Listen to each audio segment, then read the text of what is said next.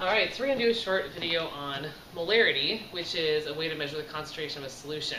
So let's first review what a solution is. A solution is a mixture of what we call a solute dissolved in a solvent. For example, your solute might be salt or sugar, and your solvent might be water. There are other possible solvents out there, but most of our examples will be using water as our solvent. In that case, we call those aqueous solutions.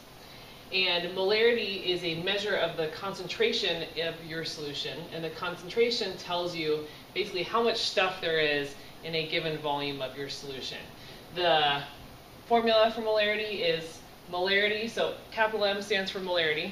Molarity is moles over liters, and that's moles of solute, which might be your salt, your sugar, whatever you're dissolving, per liter of solution. To visualize this, I've got two boxes here showing a little cross section of two different solutions. This one has a molarity of 1 molar, this has a molarity of 2.0 molar, and you will notice that in the 2.0 molar solution you've got twice as many dots as in the 1.0 molar solution. So that means in the 2.0 molar you have twice as much solute in the same volume. So that kind of gives you a sense of what that molarity represents.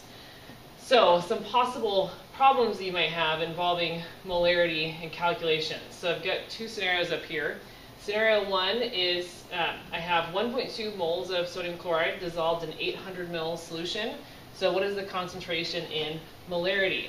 So remember, to find molarity, I need moles of solute divided by liters of solution. The moles of solute is given to me right here in the problem. So this is 1.2 moles. Notice a volume is given to me, but it is in milliliters, not liters. So always remember to convert your volumes into liters before using this equation. So 1 liter is 1,000 milliliters. So if I take 800 divided by 1,000, will give me my volume in liters. So that's 0.800 liters. And if I take that, plug in my calculator, 1.2 divided by 0.8, you should get 1.5 molarity. So the way that I'd write that is 1.5 capital M. Very important to use capital M, not lowercase, to represent molarity. So here's another scenario. If I dissolve 10 grams of sodium chloride into 200 ml of water, what would my concentration be? So remember, molarity is moles per liter. This problem doesn't give me moles though, it gives me grams. So I'm going to have to use what I know about mass and molar mass to figure out how many moles of sodium chloride that is. And then take my moles and divide it by my liters. So first, I'm going to take this right here, this mass, and convert my mass into moles. So 10 grams of NaCl. And from what you remember from doing mole calculations, I'm going to stand over on this side, is if you have mass and you want to find moles, we just take the mass divided by the molar mass, and that will give you moles. Molar mass you can find on the periodic table. So if you look on the periodic table, you find chlorine, you find sodium, add up their masses, you will get 58.45. So you have 10 grams of sodium chloride. Sodium chloride has a molar mass of 58.45 grams per mole.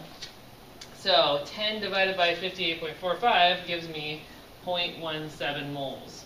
So I have 0.17 moles of sodium chloride. I'm going to take that sodium chloride, dissolve it in 200 ml of water, and you want to find the molarity. So remember, molarity, again, is moles over liters.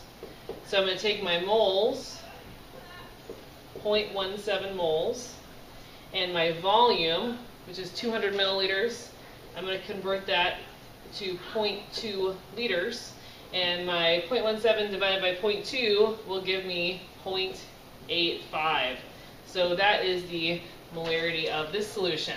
So two ways to solve for molarity. You might be given a moles and a volume, in which case you just divide. Don't forget to convert your volume into liters. Or if you're given grams, then first you want to convert grams into moles and then take your moles and divide it by your volume.